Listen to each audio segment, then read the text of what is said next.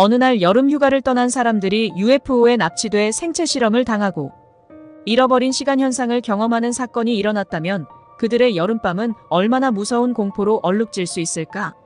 실제 이런 일이 UFO 피랍사에서 있었다.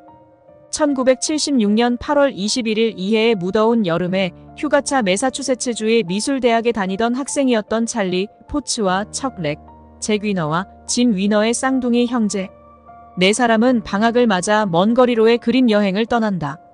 이들은 당시 이 지역 대학에서 그림을 공부하던 학생들로 좀 더 새롭고 넓은 그림 소재를 찾아 매사추세츠의 깊은 산속까지 카누를 타고 여행에 나서게 된다. 이들은 카누를 몰아 깊은 산림지대에까지 들어가 그림을 그리기 시작했고 약 일주일 후 깊은 숲속에 스미스 못이라 불리는 호수가 있는 근처에서 야영을 하기에 이른다. 스미스 못은 이곳 주민들에게 잘 알려지지 않은 깊은 산림지대였고 인적이 드문 곳 중 하나로 맑은 호수가 있었다. 사건이 일어난 그날 밤은 야영지의 밤 하늘에 달도 없었고 칠흑 같은 밤이었는데 이들은 텐트를 치고 야영을 위해 큰 모닥불을 만든 다음 스미스 못에 카누를 띄운 뒤 호수 위를 노를 저으며 돌아다니고 있었다. 네 사람은 한적하게 고요한 호수 위의 여행을 즐기면서 담소를 나누고 있었는데 바로 그때 카누의 맨 앞에 있던 척 렉이 소리쳤다. 세상에 저게 뭐지? 세 사람은 척 렉이 가리킨 곳을 보았다. 그것은 달도 없는 밤에 침엽수림이 빼곡이 가득 찬 호수 건너 어두운 숲에서 엄청나게 큰 밝은 빛이 마치 거대한 달이 떠오르듯이 빛을 발하면서 떠오르고 있었다. 그날 밤은 달빛조차 없던 밤이었다. 세 사람은 첫눈에 그것이 달이 아니라는 사실을 알아챘다. 그리고 두 번째로 흔한 비행기나 항공기의 일종이 아니라는 것도 알아차렸다. 그것은 거대한 빛을 호수에 반사시키면서 떠올랐지만 아무런 비행음이나 소음을 내지 않았다. 그것은 노랗게 떠오른 뒤 하얗게 빛나다가 여러 개의 무지개 색으로 색을 바꾸기 시작했다. 네 사람은 신비하고 놀라서 카누를 멈춘 채 한참 동안 그것을 멍하니 바라다 보았는데 그 거대한 불덩어리는 네 사람에게 일시적으로 환상적이고 행복하며 안정된 기분을 주었다고 한다. 그런데 이들의 안정된 기분과 행복한 기분이 공포로 바뀌기 시작한 것은 바로 다음이었다.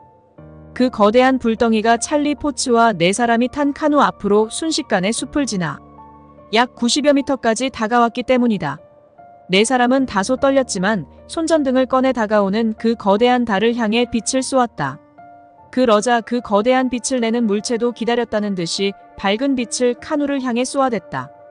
물체는 마치 거대한 오렌지 공 모양의 형태로 호수 위에 고요히 떠 있었다. 네 사람은 우리와 교신을 하려는가 봐 라면서 다소 안심했다. 그러자 그 거대한 달덩어리가 갑자기 빠른 속도로 카누를 향해 날아오기 시작했다. 네 사람은 일순간 공포에 질려 도망가려 노를 저어 도망쳐 야영지가 있는 장소에 도착하자 빛덩이는 서서히 멀어지기 시작했다.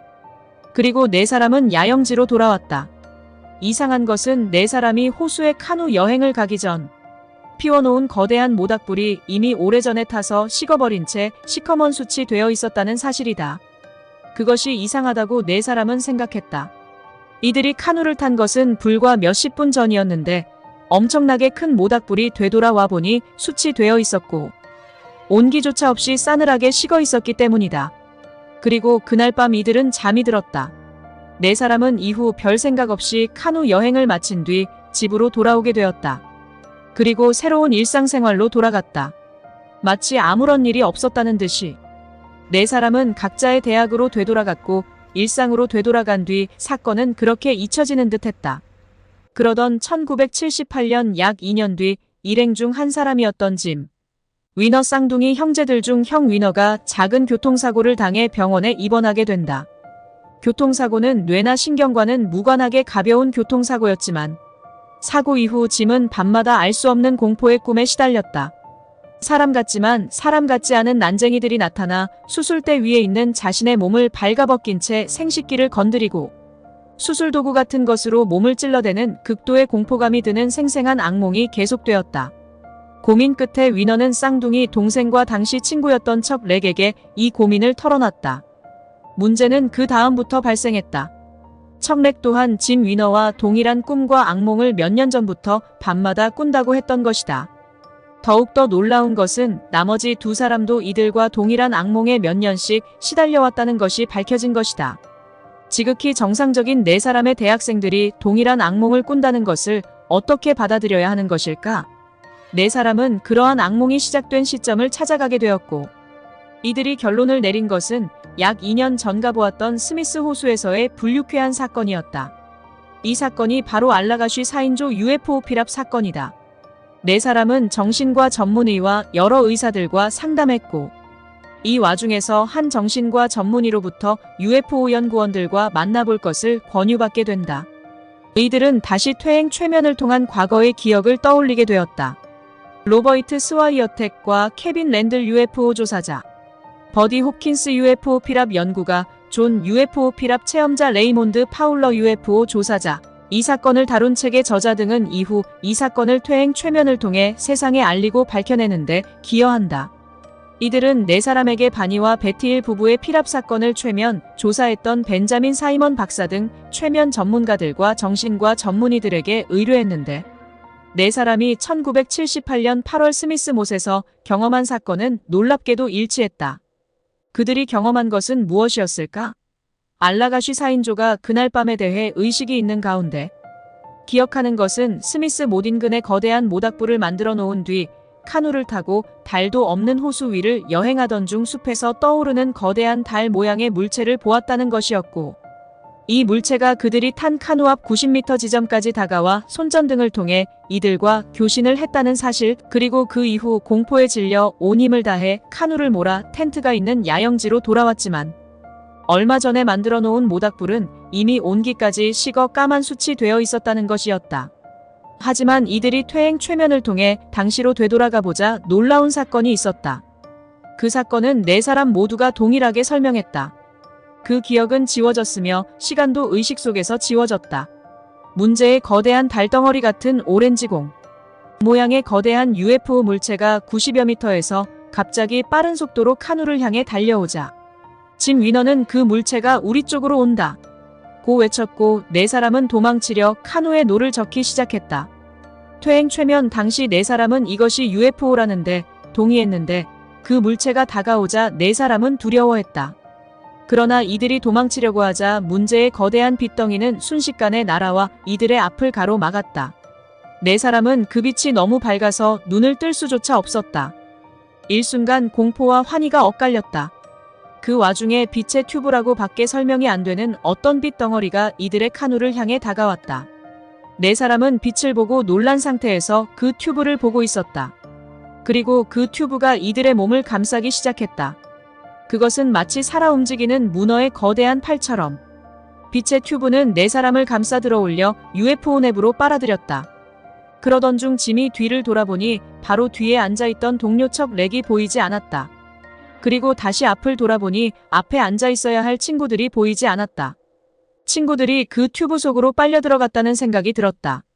그 다음 짐 위너는 빛을 올려다보다가 마치 몸이 떨어져 나가는 것 같은 강렬한 느낌을 받았고, 의식을 잃었으며 나머지 친구들도 빛의 튜브를 본 이후 일시적으로 의식을 잃었다. 다시 의식을 되찾았을 때 네 사람은 마치 수술대 같은 곳에 나체로 누워 있었다.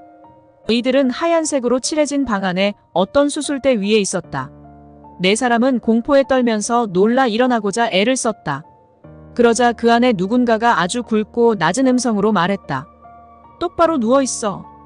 다시 이들이 일어나고자 반항하자 충격적인 얼굴 하나가 다가왔다. 그것은 회색빛 피부를 가진 난생 처음 보는 얼굴이었는데 매우 큰 눈이 인상적이었다. 그 눈은 마치 잠자리의 눈이나 말벌 같은 곤충의 눈과 개미의 거대한 눈을 보는 것 같았다. 그리고 승무원으로 보이는 키 작은 여러 명은 마치 스팔렉스처럼 꽉 끼는 옷을 입고 있었는데, 그들의 손 또한 매우 기괴하게 생겼고 낯선 것이었다. 공포에 질린 네 사람은 15초 후면 우리를 해부할지도 몰라. 나가게 해줘. 라고 연신 소리쳤고 공포에 질려 있었다. 이 와중에도 네 사람은 차례대로 생식기와 신체 각 기관에 대한 생체 실험과 검사는 계속되었다. 그 다음으로 네 사람이 기억하는 것은 그들이 네 사람을 다시 카누에 이전처럼 옮겨놓는 모습이었다.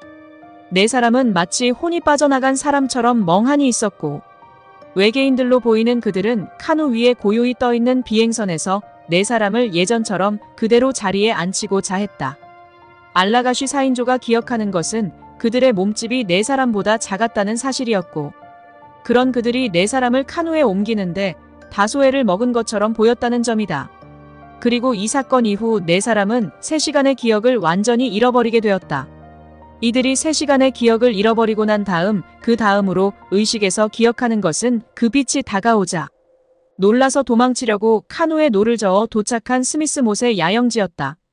모닥불은 1시간도 안 되었는데도 모두 꺼진 상태였고 온기마저 없었으며 수치되어 있었다.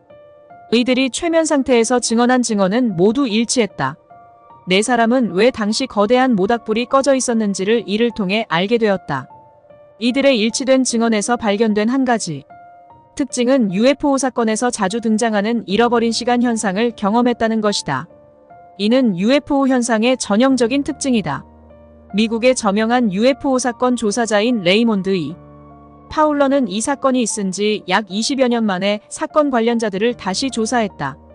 4사람의 젊은 대학생이 경험한 사건은 예나 지금이나 동일했다. 그리고 4사람의 생각들도 20여 년 후 다소 차이가 있었다. 사건 당사자인 알라가쉬 4인조 중 3사람은 자신들을 납치해 생체 실험을 한 당사자가 외계인이라는데 동의했지만, 이들 중 한 사람이자 최초로 그 물체를 본 척 렉은 친구들과 동일한 사건을 경험한 것은 사실이지만, 그것이 진짜 기억이었는지 환상이었는지는 확신이 서지 않는다고 했다.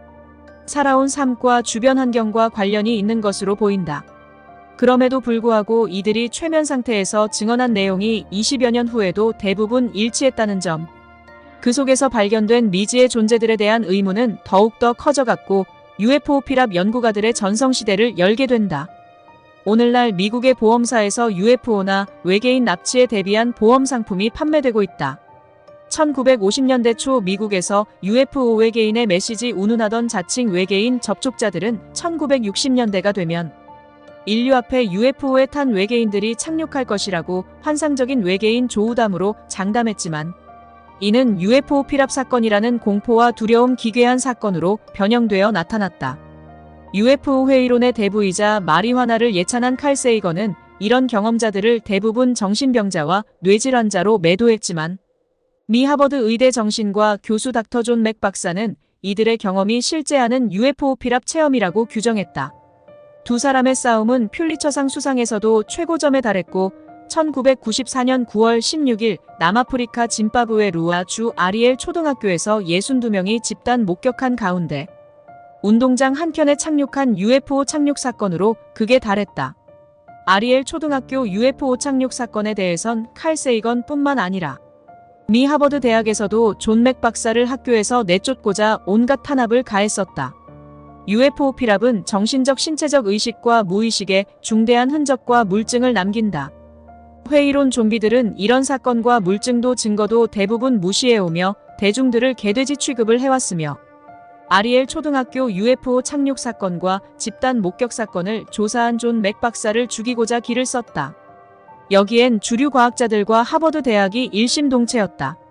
지난해 넷플릭스에서 개봉한 스필버그가 만든 UFO 다큐 인카운터 UFO 조우 중 제2편을 보시라.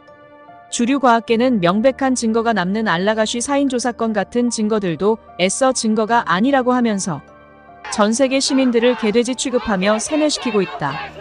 그러나 우리가 보고 있는 팩트는 무엇인가? UFO 피랍자들의 몸에서 나온 외계 임플란트라는 증거는 넘쳐나는데 여전히 그들은 증거가 없다고 대중을 속이고 있으며, 우리 주변에 외계인과 접신한다는 무당과 무속인 박수들도 UFO 피랍을 부정하기 바쁘다. 그들에겐 환상적인 외계인과의 텔레파시 대화나 메시지가 더 중요하기 때문이다. 눈앞의 외계 임플란트보다도. 이것이 과연 상식적일까? UFO 외계연구소